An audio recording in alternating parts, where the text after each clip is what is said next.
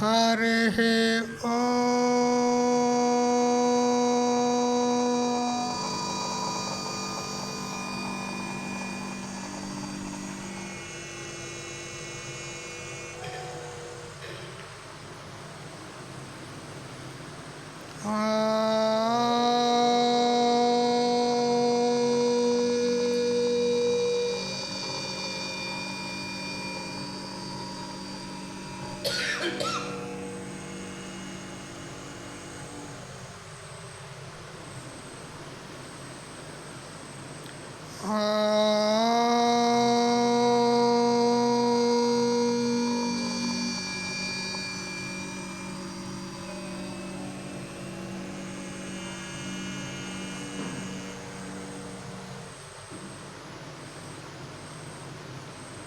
कृष्णं कमलपत्राक्षं पुण्यश्रवणकीर्तनं वासुदेवं जगद्योनिं नौमि नारायणं हरिं। शङ्करं शङ्कराचार्यं केशवं बादरायणं सूत्रभाष्यकृतौ वन्दे भगवन्तौ पुनः पुनः। ईश्वरो गुरुरात्मेति मूर्तिभेदविभागिने व्योमवद्व्याप्तदेहाय दक्षिणामूर्तये नमः। युक्ताहारविहाराय विविक्तस्थलवासिने मलयाळयतीन्द्राय ब्रह्मनिष्ठाय ते नमः। गीताभागवताद्वैत तत्त्वामृतस्वरूपिणे गण्डीक्षेत्रनिवासाय रामकृष्णाय ते नमः।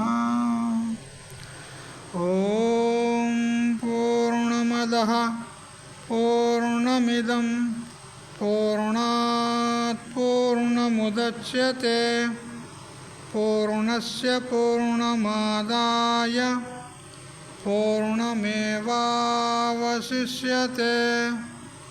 ॐ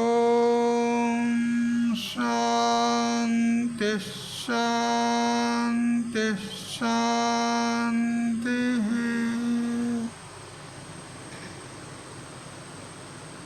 స్వాంత పరికల్పిత బ్రహ్మాండాంతర్వర్తి అసత్ జడ దుఃఖ మోహాత్మకమైనటువంటి చరాచర ప్రాణికోట్ల యొక్క ఉపాధుల కంటే విలక్షణమై సచ్చిదానంద రూపం చేత స్వయం ప్రకాశమానమై వెలుగొందుతున్నటువంటి ప్రత్యేక భిన్న పరమాత్మకు సాష్టాంగ ప్రణమిల్లుతూ, ఆత్మీయులారా, శ్రీమద్భగవద్గీత సాంఖ్యయోగము 11వ శ్లోకాన్ని మనం ఉదయం పూట సంక్షేపంగా తెలుసుకున్నాము. ఇప్పుడు ఆ శ్లోకం పైనే కించిత్ విశేష చింతన కూడా చేద్దాము.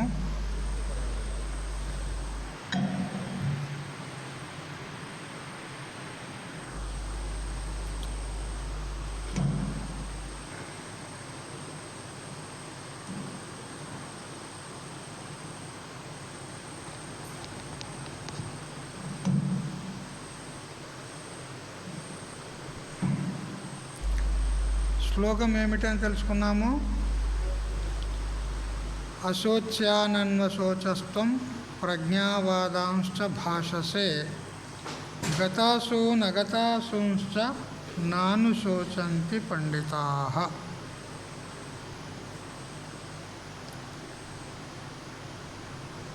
ఇక్కడ భగవంతుడు అర్జునునిపై 2 ఆక్షేపణలను విసురుతూ ఉన్నాడు. ఏమంటే, అశోచ్యానన్న శోచస్త్వం. హే అర్జున, ఈ దేహాలకు కలిగేటువంటి నాశనం ఏదైతే ఉందో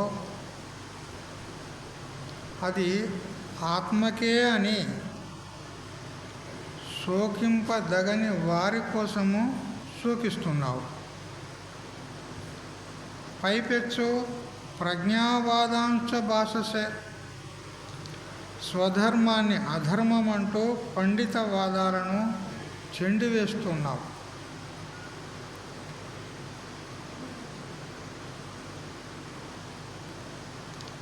దేహాలు అనిత్యములు, ఇది అందరికీ సువిదితమే. జాతస్య హి ధ్రువో మృత్యు, పుట్టినటువంటి వానికి మరణం తప్పదు. ఈ మరణము లేదా నాశనము అనేది దేహాలకే కానీ ఆత్మకు కాదు అని శాస్త్రము చెప్తుంది, మహాత్ముల అనుభవం ఉంది.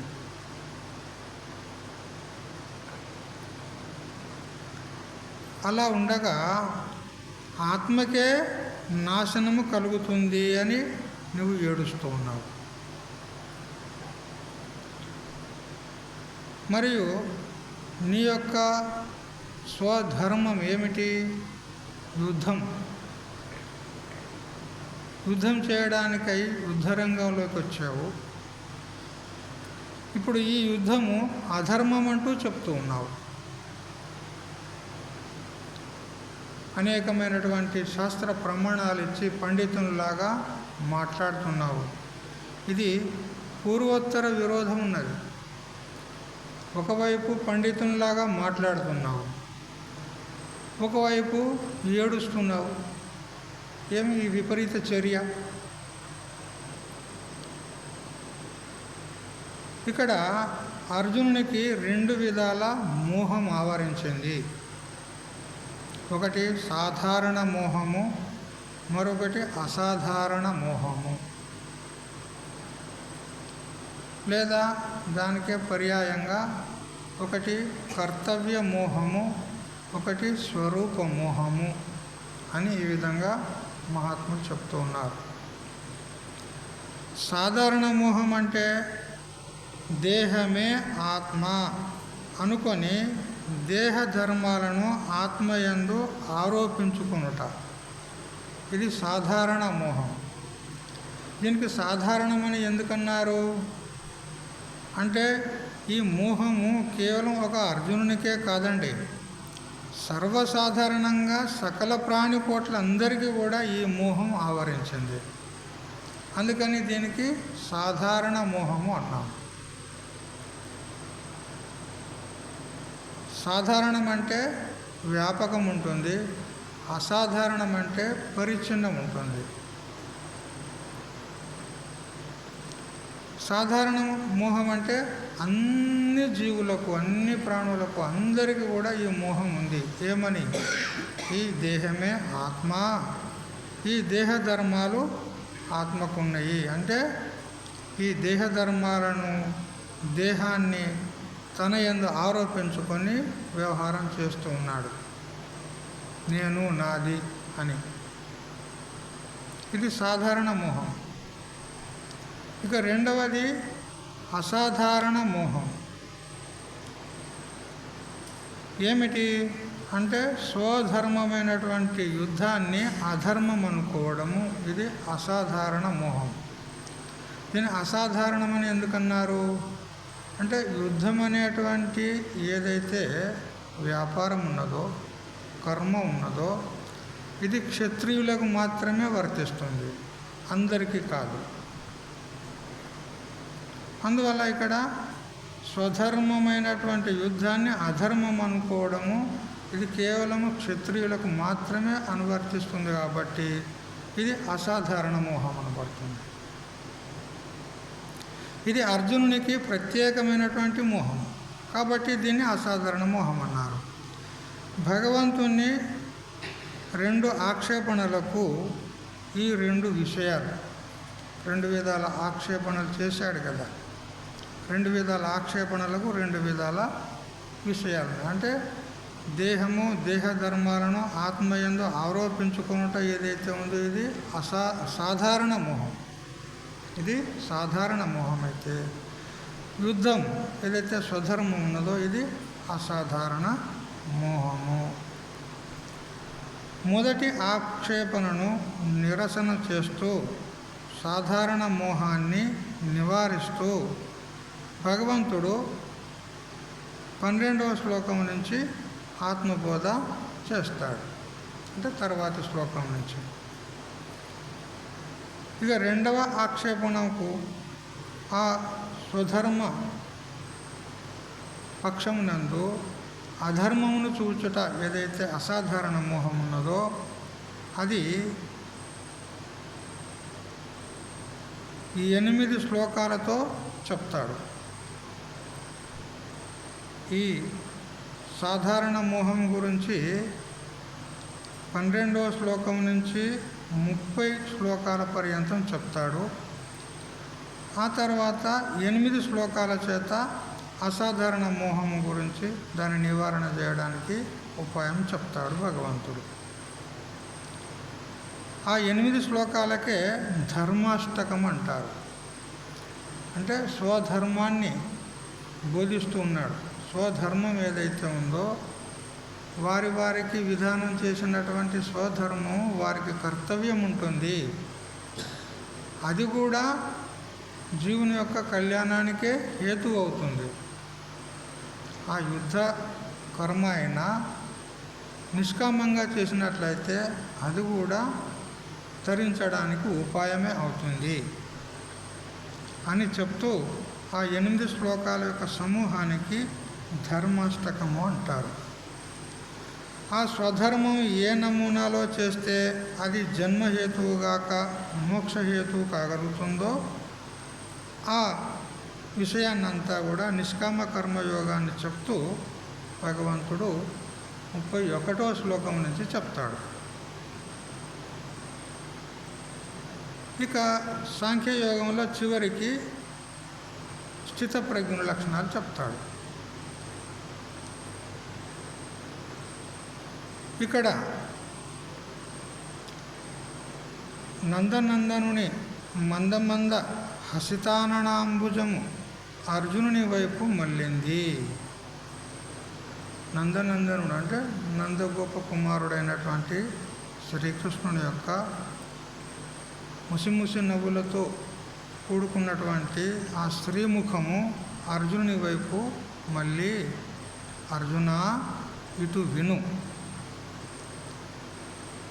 నీవెవరో నీవు చేసే పనేమిటో కాస్త బృక్కమింగి యోచించు అంటాడు. అయ్యా, నేను యుద్ధం చేయనని చతికిలబడి కూర్చున్నావు, వాస్తవంగా నీవెవరు, నీవు ఏమి చెయ్యాలో, ఇప్పుడు నువ్వు చేస్తున్న పనేమిటో బాగా విచారం చేయి.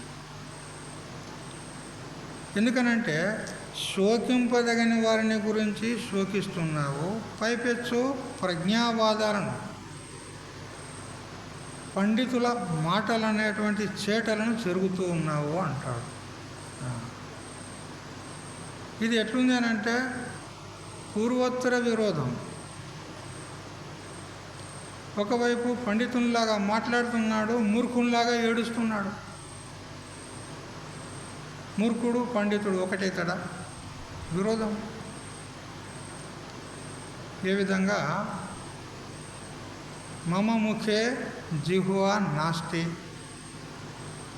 మాతా మే వంద్యా ఆసీత్ బ్రహ్మచారీ చ మే పితా అపుత్రస్య పితామహః అని ఇట్లా మహాత్ములు చెప్తారు. ఈ వాక్యాలు ఎట్లున్నాయనంటే విరోధంగా కనపడతాయి. ఎట్లా అంటే నా నోట్లో నాలుక లేదు అని చెప్తున్నాడు. బాగా విచారం చేయండి, మీరు ఏదో చెవులు అల్లాడేసి వినకండి. నా నోట్లో నాలుక లేదు అని చెప్తున్నాడు. ఇది ఎంతవరకు యోగ్యం మీరు విచారం చేయండి.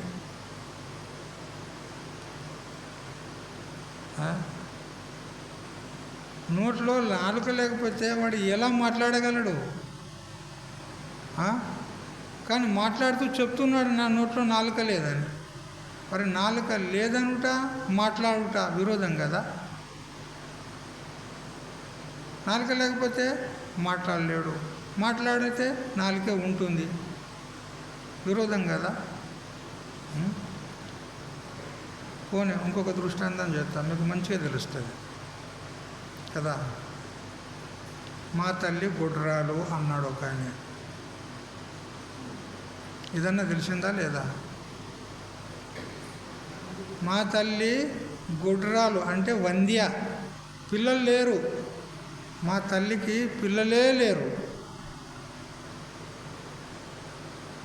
ఇది ఎంతవరకు సమంజసం చెప్పండి?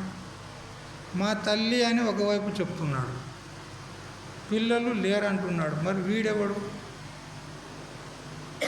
చెప్పేటోడు ఎవడు? వాడు ఒక తల్లికి కుమారుడే కదా. మరి తల్లి ఒకవేళ వంద్య అయితే వీడు పుట్టేది సంభవమా? కాదు కదా. మరి ఈ మాట ఎట్లా ఉంది? విరోధం ఉన్నది. స్వయంగా వాడు కుమారుడై ఉన్నాడు, మా తల్లి గొడ్రాలు అంటున్నాడు, విరోధం కదా. మా తండ్రి బాల బ్రహ్మచారి అన్నాడు. విదుర బ్రహ్మచారి కాదు. విదుర బ్రహ్మచారి అంటే భార్య చనిపోతే భర్త ఇక విదుర బ్రహ్మచారి, ఇంకేముంటుంది కదా. అట్లా కాదు, బాల బ్రహ్మచారి, పెళ్ళే చేసుకోలేదు. ఎవరు? మా తండ్రి. చెప్పు, విరోధం కాదా? మరి వాడు పెళ్ళే చేసుకోలేదు, నువ్వు పుట్టనే లేదు, వాడు మీ తండ్రి ఎట్లయితాడు? మళ్ళీ మా తండ్రి అని చెప్తున్నావు, విరోధం కదా. మా తాతకు కొడుకులే లేరండి అన్నాడు. మా తాతకు కొడుకులే లేరు. తాతకు కొడుకులు లేకపోతే వీడి తండ్రి ఎక్కడి నుంచి వచ్చిండు? తండ్రి లేకపోతే వీడెక్కడి నుంచి వచ్చిండు? ఇవన్నీ విరోధాత్మకమైనటువంటి శబ్దాలు. అట్లే ఉంది అర్జునుని పరిస్థితి. ఒకవైపు పండితునిలాగా మాట్లాడుతున్నాడు, ఒకవైపు మూర్ఖునిలాగా ఏడుస్తున్నాడు.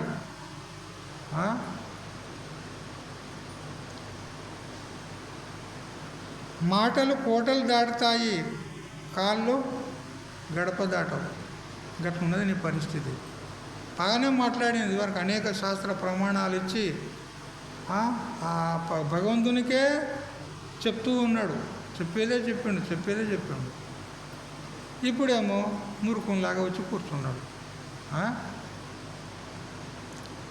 నాకు అన్నీ తెలుసు అంటావు, మరి బావురమని ఏడుస్తావు. ఏమయ్యా, ఏమిటి నీ వ్యవహారము? నువ్వు చేస్తున్నది ఏంటిది? నీ మాటలు చూస్తే పండితునిలాగా ఉన్నాయి, నీ పని చూస్తే మూర్ఖునిలాగే ఉంది. మరి ఇప్పుడు మాటలను చూసి నువ్వు జ్ఞానివి అనుకోవాలన్నా, నీ ఏడ్పును చూసి నువ్వు మూర్ఖుని అనుకోవన్నా చెప్పు అని అర్జునుడు ఈ విధంగా భగవంతుడు అర్జునుడిని అడుగుతున్నాడు. నీ పరిస్థితి అగమ్య గోచరం, ఆకాశ పంచాంగంలాగా ఉంది.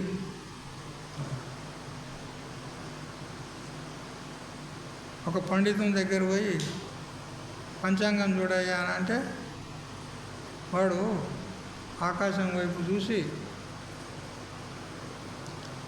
ఫలానా నక్షత్రం, ఈ నక్షత్రం, ఆ నక్షత్రం అని అంటూ నీ గ్రహచారం బాగుంది పో అన్నాడు.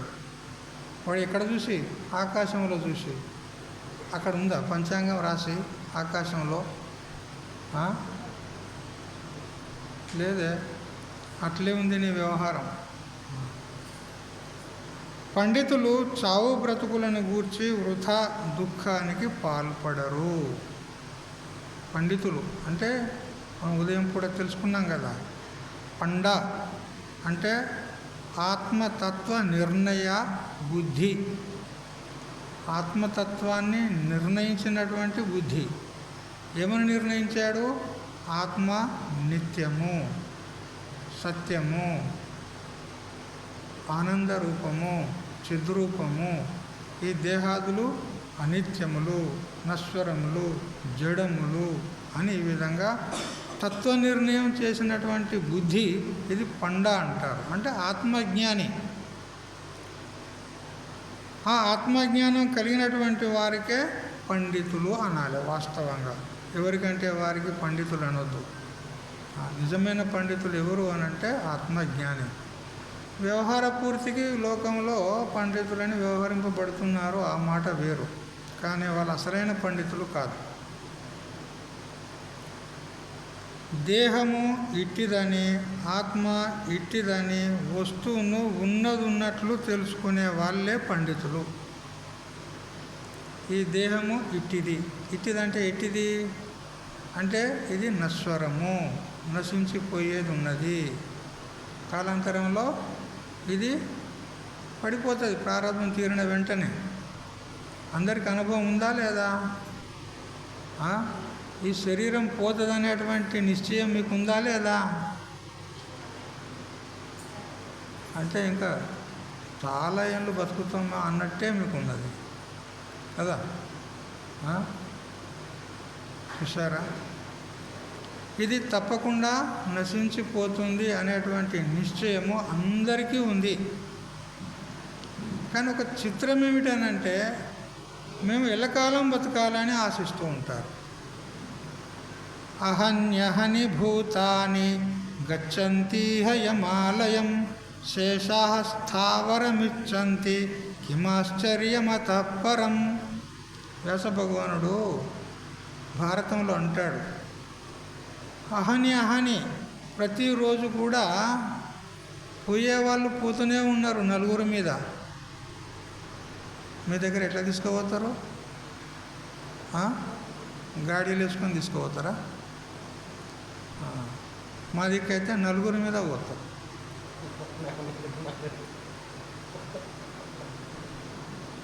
అంటే అర్థం కాలే.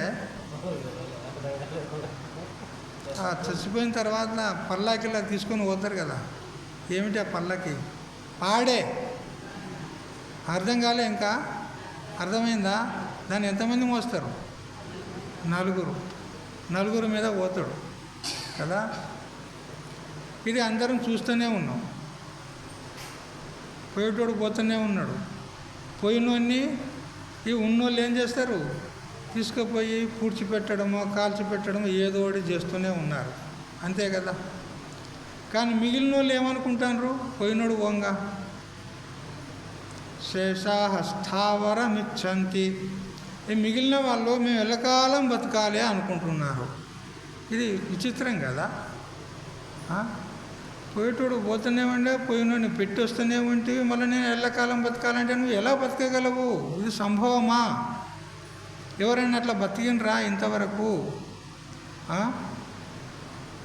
అయిపోయా. మనం టికెట్ తీసి తయారే ఉన్నాం ఇప్పుడు. మనం రిజర్వేషన్ ఆల్రెడీ పుట్టినప్పుడే రిజర్వేషన్ అయిపోయింది మనది కదా. ఒక్కొక్క క్షరం అది బోర్డింగ్ డేట్ వస్తూనే ఉన్నది దగ్గరికి కదా. ఇది తెలిసి కూడా లోకులు ఎంత విచిత్రం చూడు. మేము ఎల్లకాలం బతకాలనుకుంటారు, కానీ బ్రతకగలరా? దేహాన్ని ఆపగలరా? లేదు కదా. అందువల్ల ఈ దేహము ఇట్టిది అంటే జాతస్య ధ్రువ మృత్యు. ఇది ఎక్కడో ఒక దగ్గర ఏనాడో ఉన్నాడు, ఎక్కడో దగ్గర పడిపోతూనే ఉంటుంది. ఏ చెట్టు నందో గట్టు నందో చెట్టు కాలాముల ఎందో. ఏ చెట్టు నందో గట్టు నందో చెట్టు కాలాముల ఎందో. గట్టిగా నీ బొంది వదలి పిట్టాలెగసినట్టు వలెనే ఎప్పుడు ఏ వేళనో వెళ్ళిపోతుంది. ఇంకా వ్యాఖ్యానం చేయన్నా దీనికోసం? అర్థమైంది కదా. కాబట్టి ఇది తప్పేది కాదు ఇది. ఇక ఆత్మలో అది ఎల్లప్పుడూ ఉంటుంది, ఎప్పుడు కూడా అది నాశనం అయ్యేది కాదు. ఇది తత్వ నిర్ణయం అంటే ఇట్లా ఉంటుంది. తత్వం అంటే యథార్థం, ఉన్నది ఉన్నట్టుగా తెలుసుకొనుట తత్వం అంటారు. అంటే ఈ దేహము అనిత్యము, ఆత్మ నిత్యము అని పక్క నిశ్చయం చేసుకొనుట ఇది తత్వ నిర్ణయం అంటారు. ఈ తత్వ నిర్ణయం కలిగినటువంటి వాళ్లకు పండితులు అంటారు. వారు ఉన్నవారి కొరకు కానీ ఊడిన వారి కొరకు కానీ శోకించరు. ఉన్నోళ్ళైతే ఉన్నారు, కొందరు ఊడిపోతూనే ఉన్నారు. అయితే ఉన్నోళ్ళ కోసం కానీ ఊడిపోయిన వాళ్ళ కోసం కానీ పండితులు శోకించరు, ఏడవరు, దుఃఖించరు. శోకింపరు అంటే ఎటువంటి ద్వంద్వ పరిస్థితులు ఎదురైనప్పటికీ కూడా వారి యొక్క చిత్త సమాధానం, మానసిక సమతుల్యత ఏదైతే ఉందో అది చెడిపోదు, ఎప్పటికీ సమస్థితిలో ఉంటారు. పూర్తిగా తెలియని వాళ్ళు మరణించిన వాళ్ళకై శోకిస్తారు. ఎవరైతే పూర్తిగా నిండా మునిగినరో అజ్ఞాని జనులు ఉంటారు కదా, వాళ్ళు చనిపోయిన వాళ్ళ గురించి ఏడుస్తూ ఉంటారు. తెలిసి తెలియని వాళ్ళు బ్రతికున్న వాళ్ళ కోసము, వారి బాగోగుల కోసం శోకిస్తారు. కించిత్ తెలిసింది, కించిత్ తెలియలేదు. తెలిసి తెలియని వాళ్ళు ఉన్నోళ్ళ కోసము, వాళ్ళ యొక్క బాగోగుల కోసము, అంటే పిల్ల బేకాలు ఉంటారు కదా, పిల్లలను చదివించాలి, వాళ్ళని పెద్ద చేయాలి, పెళ్ళిళ్ళు చేయాలి అని వాళ్ళ కోసము ఏడుస్తూ ఉంటారు. అయ్యో ఎట్లా చేయాలి, పిల్లవాడు పెద్ద చదువులు చదువుతున్నాడు, దానికి ఫీజులు కట్టాలి అని ఈ విధంగా ఏడుస్తూ ఉంటారు. అమ్మాయి కనుక ఉంటే అయ్యో ఈమెకు పెళ్లి చేయాలి కదా, ఓ ఇంటిదాన్ని చేయాలి కదా, వీళ్ళు పెద్ద ఉద్ధరించబడ్డట్టు ఇక ఆమెకు ఇంటిదాన్ని చేస్తారంటారు కదా. ఈ విధంగా తెలిసి తెలియని వాళ్ళు ఉన్న వాళ్ళ కోసం, వాళ్ళ బాగోగుల కోసం ఏడుస్తారు. ఇక బాగా తెలిసినటువంటి పండితులు ఎవరి కోసమో ఏడవరు. వాళ్ళు చచ్చిన వాళ్ళ కోసం కానీ బ్రతికిన వాళ్ళ కోసం కానీ ఎవరి కోసం కూడా ఏడవరు. అందుకే అర్జున చెప్పు, నీవెవరు ఈ ముగ్గురులో? పూర్తిగా తెలియనోడైతే చచ్చిన వాళ్ళ కోసం ఏడుస్తాడు, తెలిసి తెలియనోడైతే ఉన్నోళ్ళ కోసం ఏడుస్తాడు, బాగా తెలిసినోడైతే ఎవరి కోసము ఏడవడు. మరి ఈ ముగ్గురులో నువ్వెవడు చెప్పు? పూర్తిగా తెలియనోనివా, తెలియని వానివా, బాగా తెలిసిన వాడివా చెప్పు. భీష్ముడు ద్రోణుడు మరణిస్తాడని ఏడుస్తావే, ఆ భీష్ముడు ద్రోణుడు అనే మాటల్లో నువ్వు ఏమని అర్థం చేసుకున్నావు? భీష్మ ద్రోణాదులు చనిపోతారు కదా అని ఏడుస్తున్నావు కదా, ఆ భీష్ముడు ద్రోణుడు అనే మాటల్లో నువ్వు ఏం అర్థం చేసుకున్నావు? ఇక్కడ చెప్పే తాత్పర్యం ఏంటంటే కొన్ని శబ్దాలకు వాచ్యార్థము, లక్ష్యార్థము అని అంటూ రెండు అర్థాలు ఉంటాయి. వాచ్యార్థము, లక్ష్యార్థం. వాచ్యార్థం అంటే పైన తెలియబడేటువంటి అర్థం. లక్ష్యార్థం అంటే గుహ్యమైనటువంటి అర్థం. శబ్దం ఒకటి ఉంటుంది, అర్థం వేరే ఉంటుంది.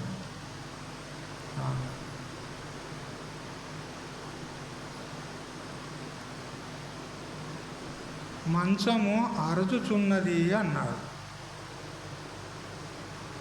ఒక పెద్ద ఆయన ఒక ఇంట్లో ఉన్నాడు, పెద్ద మనిషి, కొంచెం రోగాల పాలైనాడు, దగ్గుతూ తుల్లుతూ ఉంటాడన్నమాట. దగ్గు బాగుంది, ఊకే ఎప్పటికీ దగ్గుతూ ఉంటాడన్నమాట. వేరొక ఇంటి నుంచి ఇంకొక ఆయన వచ్చినాడు.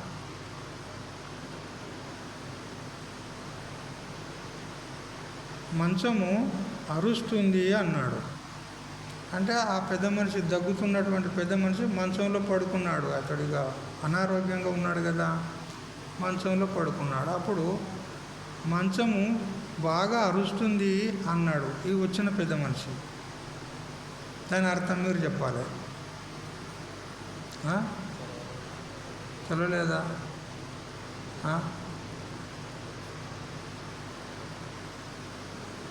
ఇక్కడ ఆ శబ్దం చేసేవాడు ఎవరు? అక్కడ ఆ రోగి, అనారోగ్యంగా ఉన్నటువంటి వ్యక్తి, శబ్దం చేసేవాడు బాగా దగ్గుతూ ఉన్నాడు. ఈయన అంటున్నాడు మంచం అరుస్తుంది అంటున్నాడు. మంచం అరుస్తుందా? ఎక్కడన్నా మంచం శబ్దం చేస్తుందా? చెయ్యదు కదా. మరి అక్కడ అర్థం ఏంది అంటే ఆ మంచంలో ఉన్నటువంటి వ్యక్తి బాగా శబ్దం చేస్తున్నాడు అని అన్నాడు. ఇప్పుడు శబ్దం ఎట్లా ఉన్నది? ఆయన ప్రయోగం చేసిన వాక్యం మంచము అరుస్తుంది, శబ్దం చేస్తుంది అన్నాడు. అంటే దీని సాక్షాత్ అర్థం ఏంది? మంచము మాట్లాడుతుంది, మంచం శబ్దం చేస్తుంది, ఇది సాక్షాత్ అర్థం. కానీ దాని లక్ష్యార్థం ఏంది అని అంటే మంచం పైన కూర్చున్న వ్యక్తి అరుస్తున్నాడు, ఇది లక్ష్యార్థం. ఇంకా తెలియలేదా? పోనీ మీ భాషలోనే చెప్తా. బిడ్డ బువ్వ ఉడికిందేమో చూసి రాపో అంటాడు. అన్నం ఉడికిందేమో చూసి రాపో అని అంటావు. ఇప్పుడు దీని అర్థం చెప్పుకోరు మీరు?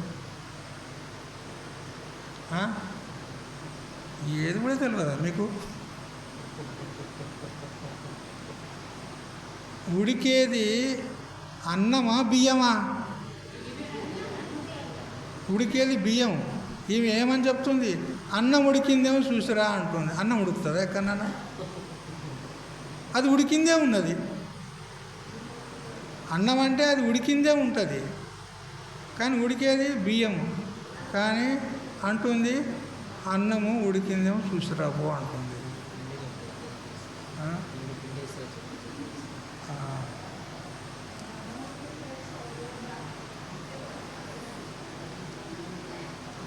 ఇట్లా అన్నా కానీ ఆ అమ్మాయి అర్థం చేసుకుంటుంది. శబ్దమేమో అన్నం ఉడికిందని ప్రయోగం చేసింది తల్లి, కానీ బియ్యం ఉడికినాయా లేదా అని చూడమన్నది మా అమ్మ అని అర్థం చేసుకుంటుంది ఆమె. అది తెలుస్తుంది ఆమెకు. పోనీ ఇంకొక సులభమైనటువంటి దృష్టాంతం, కొంచెం నీళ్లు తీసుకురా బిడ్డ అన్నా అనుకో. కొంచెం నీళ్లు తీసుకురా అన్నాను. పోయి నీళ్ళని ఎట్లా తీసుకురావాలి? చేతిలో పట్టుకొస్తుందా? గ్లాసులో నీళ్లు తీసుకురా అని చెప్పిండ్రా? చెప్పలే. కానీ అర్థమైందా లేదా? ఏం చేస్తారు మీరు? గ్లాసులో నీళ్ళు తీసుకొస్తారు. ఇంతే వాచ్యార్థం లక్ష్యార్థం అంటే పెద్ద కొండందవి వెలుకని పెట్టినట్టు. అంటే సాక్షాత్తుగా శబ్దాల యొక్క అర్థాన్ని చూస్తే అది వేరే ఉంటుంది, కానీ దాని తాత్పర్యం వేరే ఉంటుంది. నీళ్లు తీసుకురా అన్నాము అంటే నీళ్లు తీసుకురావడం అనేది ఎట్లా సంభవము? విచారం చేయాలి కదా. అంటే ఒక గ్లాసులోనో చెంబులోనో ఏదో ఒక రకంగా తీసుకొస్తారు. అంటే ఇది చెప్పకున్నా కానీ అర్థమైంది, అది లక్ష్యార్థం. చెప్పిన మాట వేరే ఉంది. ఈ బాట ఎక్కడ పోతుంది అడిగినామనుకో, బాట ఎక్కడ పోతుంది? ఉన్నకనే ఉంటుంది, అంతే కదా. బాట పోతుందా? నువ్వు పోతావా? మనమే పోవాలి కదా. అంటే దాని తాత్పర్యం ఏంది? ఈ బాటను అనుసరించి నేను పయనించినట్లయితే నేను ఏ గ్రామానికి చేరుకుంటాను, ఇది అడిగే తాత్పర్యం ఉంది. కానీ ఆయన ఏమని అడిగినాడు? ఈ బాట ఎక్కడ పోతుంది. ఆయన అడిగింది శబ్దార్థం వేరే ఉందా లేదా, కానీ తాత్పర్యం వేరే ఉందా లేదా. ఆ తాత్పర్యానికి లక్ష్యార్థం అంటారు, ఈ శబ్దార్థానికి వాచ్యార్థం అంటారు. ఇంతే, ఏమున్నది? పెద్ద వేదాంతం ఇది. అట్లా ఇప్పుడు ఈ భీష్ముడు ద్రోణుడు అనే శబ్దాలకు కూడా వాచ్యార్థం ఉంది, లక్ష్యార్థం ఉంది. ఈ భీష్ముడు, ద్రోణుడు, కృపాచార్యుడు మొదలైనటువంటి ఈ పేర్లు ఏవైతే ఉన్నాయో ఇవి తల్లిదండ్రులు పెట్టినటువంటి నామధేయాలు, అంతే కదా. వేటికి పెట్టారు ఈ పేర్లు? శరీరాలకు పెట్టారు, అంతే కదా. కానీ ఆ శరీరాలలో ఏ చైతన్యం అయితే ఉందో అది లక్ష్యార్థం.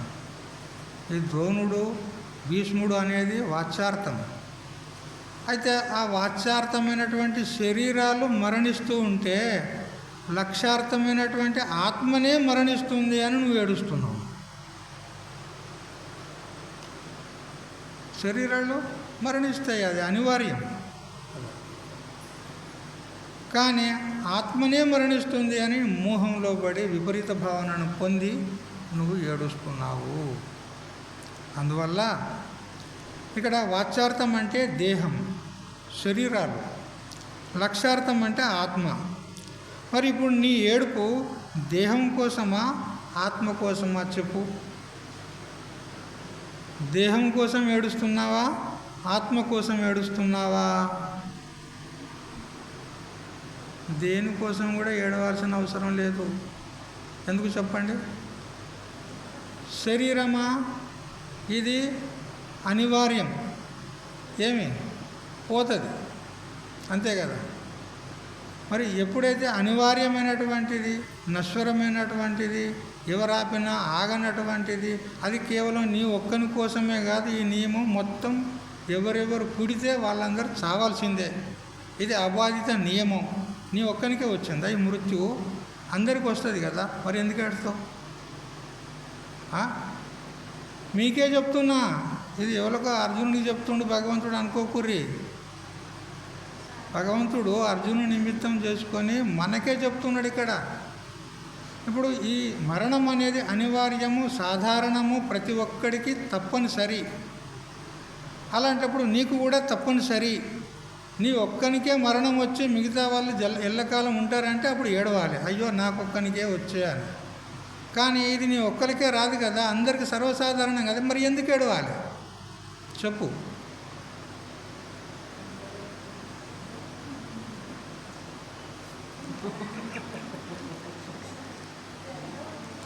పోనీ ఆత్మ అంటావా, అదైతే మరణించదు. మరి మరణించిన దానికి ఎందుకు ఏడుస్తావు? ఇప్పుడు చెప్పు, దేహం కోసం ఏడుస్తున్నావా, ఆత్మ కోసం ఏడుస్తున్నావా? శ్రీరామచంద్రుడు వాలిని చంపిన తర్వాత వాలి యొక్క భార్య వచ్చింది, వచ్చి ఏడుస్తూ ఉన్నది. ఆ వాలి శరీరం పైన పడి ఏడుస్తూ ఉన్నది. తార అంటారా ఆమెకు? తార వచ్చి ఏడుస్తూ ఉంది. ఏడుస్తూ ఉంటే రామచంద్రుడు అంటాడు, అమ్మా దేహం కోసం ఏడుస్తున్నావా, ఆత్మ కోసం ఏడుస్తున్నావా? ఇదే ప్రశ్న అక్కడ చేస్తున్నాడు. ఒకవేళ దేహం కోసం ఏడుస్తున్నానంటే దేహం ఎదురుగానే ఉంది, తీసుకుపో.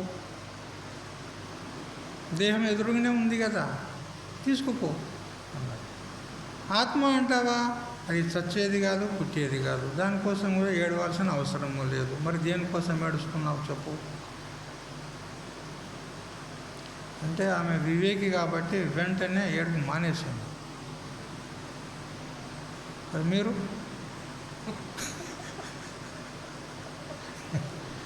ఏడుపు మానేయాల్సిందే, ఏడవాల్సిన అవసరమే లేదు. దేనికోసం కూడా ఏడవాల్సిన అవసరం లేదు. ఎందుకు ఏడుస్తావు? నీ మూల్యం పోయింది. పోనీ నీదేం పోయింది నాకు అది చెప్పు.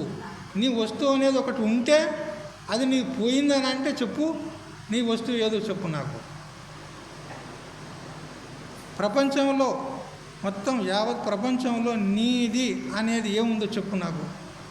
అది పోతే ఏడు, నీది ఏముంది చెప్పు నాకు. అంతా ఇచ్చింది భగవంతుడే కదా, సర్వం ఇచ్చింది భగవంతుడే కదా, మరి ఇదంతా భగవంతుందే కదా, మరి నీదేమున్నది? నీ మూల్యం పోయింది. నీ మూల్యం ఏం పోయిందని ఏడుస్తున్నావు నువ్వు? పోనీ నీ సొంత వస్తువు ఏదైనా ఉంటే అది పోయిందని ఏడవాలి. మరి ఎందుకు ఏడుస్తున్నావు? పోనీ ఈ శరీరం అంటావా, ఈ శరీరం కూడా భగవంతుడు ఇచ్చిందే కదా. మరి ఆయన ఇచ్చినాడు, ఆయన తీసుకుపోతున్నాడు, నీ మూల్యం పోయింది. ఆయన దానికి ఇచ్చేస్తావా లేదా? ఇప్పుడు పక్కింటి వారి నుంచి ఏదో ఒక వస్తువు, ఇప్పుడు నిచ్చెన ఉంటుంది అనుకోండి, ఆ నిచ్చెన పని పడింది, ఇంట్లో ఏదో ఎక్కి ఏదో పని చేయాలనుకున్నావు, మన ఇంట్లో నిచ్చెన లేదు, పక్కింటి వాళ్ళ నుంచి తెచ్చుకున్నావు. మరి వాళ్ళ నిచ్చెన వాళ్ళకి ఇస్తావా? ఇంట్లో పెట్టుకొని నాదే అంటావా?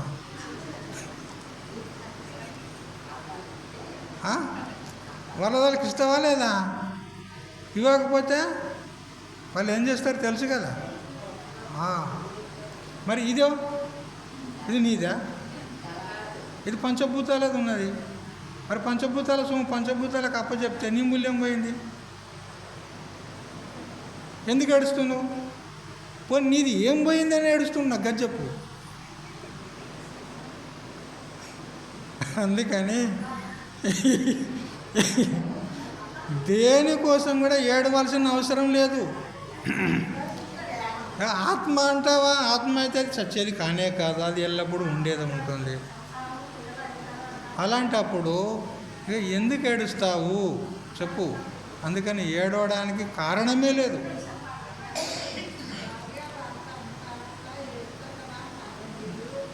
ఈ దేహము నువ్వు ఏడిస్తే నిలవదు.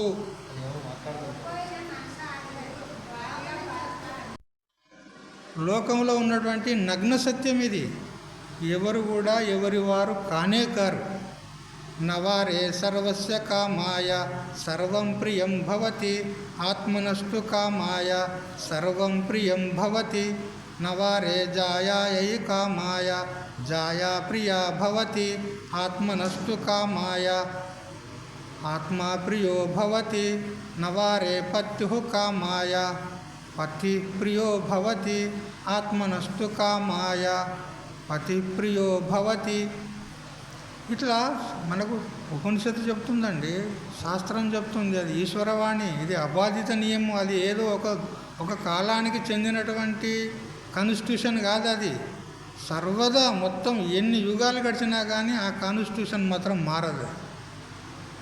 మనం చేసుకున్న కాన్స్టిట్యూషన్ మారుస్తున్నారు కదా, రాజ్యాంగాన్ని చట్టాన్ని మారుస్తున్నారు. కానీ ఇది ఈశ్వర చట్టం ఉన్నది, ఇది అబాధిత నియమం ఉన్నది, ఇది ఏ యుగంలో కూడా మారదు. ఇది ఇంతే, అంతే. ఎవరు నిన్ను ప్రేమించినా కానీ, ఇటు చూడండి అమ్మ, ఎవరు నిన్ను ప్రేమించినా కానీ నీ కోసం ప్రేమించడం లే, వాళ్ళ కోసమే నిన్ను ప్రేమిస్తున్నాడు. నువ్వు ఏదో ఇంత వండి పెడతావు, బట్టలు ఉతుకుతావు, చాకరీ చేస్తావు, అతనికి వ్యవహారంలో తోడ్పడతావు అని అతడు నిన్ను ప్రేమిస్తున్నాడు. ఒకవేళ నువ్వే ఉల్టా తిరిగినావు అనుకో, నువ్వే ప్రతికూలమైనవు అనుకో, అప్పుడు ఏమంటాడు? డైవర్స్. అంతే, అంతే కదా. ప్రతికూలమైన తర్వాత ఈ డైవర్సులు ఎందుకైతేనే? మానసిక వైషమ్యాలు వస్తేనే కదా. చూడు, మరి ఒకవేళ వాడు నిజంగా ప్రేమిస్తే ఎందుకు డైవర్స్ ఇవ్వాలి? ఇది అబాధిత నియమం. అందుకని ఎవరు కూడా ఎవరి వారు కానే కాదు, ఎవరికి వారే యమునా తీరే, అంతే. ఏ విధంగా వచ్చేటప్పుడు ఒకరమే వచ్చాము, పోయేటప్పుడు ఒక్కరమే పోతాము. మనతో ఎవరు రాలేదు, మనతో ఎవరు రారు కూడా. మరి వచ్చేది ఏంది అంటే మనం చేసుకున్నటువంటి పుణ్యము పాపం, అంతే. అర్థమైందా? అట్లా. కాబట్టి శరీరమా ఇది మరణిస్తుంది, అనివార్యం ఉంది. ఆత్మ అయితే అది ఎప్పుడూ మరణించేది కానే కాదు. అందువల్ల ఏడవడానికి విషయమే లేదు ఇక్కడ. ఎవరి కోసం ఏడుస్తావు? పుట్టింది గిట్టక తప్పదు. దీన్ని అమృత భాండంలో పెట్టి గట్టిగా భద్రంగా పెట్టినా కానీ అది బుసుమంటుంది, అంటదా లేదా? చావనున్న వాడిని మంచంలో వేసి ఆ మంచం చుట్టూ మూగి ఏడుస్తూ ఉంటారు కదా. ఎట్లా ఏడుస్తారు? నేను మొన్న చెప్పినా కదా, మళ్ళీ ఏడవమంటారా? కదా. బంధుజాలము తోడబుట్టిన భ్రాతృలను జులు భార్యాతనయులు ఎందారుండిన గాని వారల నెరగా జిమ్మి మోసపుచ్చి ఎప్పుడు ఏ వేళనో జీవెళ్ళిపోతుంది.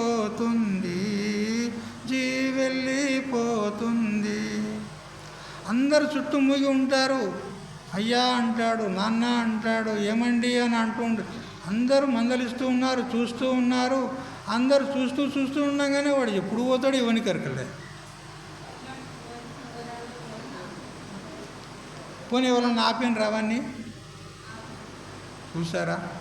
మరి ఎవరున్నా కానీ ఆపలేరు. ఎన్ని ఏళ్ళు బతికినా కానీ వాడు ఉండలేడు, ఈ శరీరం ఉండదు. మరి ఎటువంటి దానికి ఎందుకు ఏడుస్తావు చెప్పు? అందువల్ల దీని కొరకు ఏడ్చి లాభం లేదు. ఆత్మ నిత్య వస్తువు, దాన్ని మృత్యువు స్పర్శించలేదు. ఆత్మను మృత్యువు కూడా తాకలేదు. ఎందుకంటే అది సత్యము, నిత్యము, ఎల్లప్పుడూ ఉండేటువంటిది. దాని కొరక అంటే ఆత్మ కొరకైతే ఏడవలసిన పని లేదు. మరి అసలు ఏడవలసిన పని దేని కొరకు లేదు? శరీరం కోసమా ఏడవలసిన పని లేదు, ఆత్మ కోసమా ఏడవలసిన పని లేదు. నిజమును తెలుసుకోలేని అజ్ఞానికి వాని యొక్క అజ్ఞానాన్ని గురించి ఏడవాలి. మనం చచ్చిపోయేటువంటి శరీరం గురించి ఏడవలసిన అవసరం లేదు, నిత్యమైనటువంటి ఆత్మ గురించి ఏడవలసిన అవసరం లేదు. కానీ వాని అజ్ఞానానికి ఏడవాలి మనం. వాడు ఎందుకు ఏడుస్తున్నాడు? ఏడవడానికి విషయమే లేదు అని మనం విచారం చేయవలసి ఉంటుంది. అంటే చెప్పుకొని ఆయన చెప్పుకొని అనుకుంటారా? మీరు ఏమనుకుంటారు? ఆయన చెప్పుకొని ఊకే సప్పుడగా అని అంటున్నావా కదా. ఆత్మానాత్మల అన్యోన్యాధ్యాసే దుఃఖానికి కారణం. మరి ఎందుకు వచ్చింది దుఃఖము అని అంటే, ఆత్మ మరియు అనాత్మ రెండింటినీ భిన్నంగా తెలుసుకోకుండా రెండింటినీ ఏకంగా తెలుసుకుంటున్నాడు. అంటే ఈ శరీరమే ఆత్మ అనుకుంటున్నాడు. ఈ శరీరం ఆత్మ ఎట్లయితుంది? ఇది ఎల్లప్పుడూ ఉండేదే కాదు. కానీ దీన్నే ఆత్మ అని అన్యోన్యాధ్యాస అంటారు. దీన్ని అంటే ఆత్మయందు అనాత్మ యొక్క అధ్యాస, అనాత్మయందు ఆత్మ యొక్క అధ్యాస, ఇట్లా పరస్పర అధ్యాసయే ఈ దుఃఖానికి కారణము అని చెప్తున్నాడు. అర్జున, నీకు ఆత్మజ్ఞానం లేదు కాబట్టి శోకిస్తున్నావు. అర్జున, నీకు ఆత్మజ్ఞానం లేదు, నువ్వే ఒప్పుకున్నావు కదా. కార్పణ్య దోషోపహత స్వభావ, కార్పణ్య దోషం చేత నా యొక్క చిత్తము, నా స్వభావము చెడిపోయింది అన్నావు. ఆ కార్పణ్యం అనేది ఏంటిది? అజ్ఞానం అని మనం మొన్ననే తెలుసుకున్నాం కదా. కాబట్టి నీకు ఈ అన్యోన్య అధ్యాస, ఆత్మానాత్మల యొక్క పరస్పర అధ్యాస ఏదైతే ఉందో అదే కారణము దుఃఖానికి. ఆ అధ్యాస కూడా కారణం ఏంది అంటే అజ్ఞానం. ఆ అజ్ఞానాన్ని పోగొట్టడానికే ఈ భగవద్గీత చింతన జరుగుతుంది. అందుకని అంటే చక్కగా వినండి, బాగా విచారం చేయండి. మరి ఇందులో సత్యం ఉందా లేదా చూడండి. ఇది వేదాంతం అంటే ఎవరి కథో కాదండి, మన కథనే. మరి ఇది నిజమా అబద్ధమా బాగా విచారం చేయండి. సరే, మిగతా విషయము రేపు పొద్దున తెలుసుకుందాం.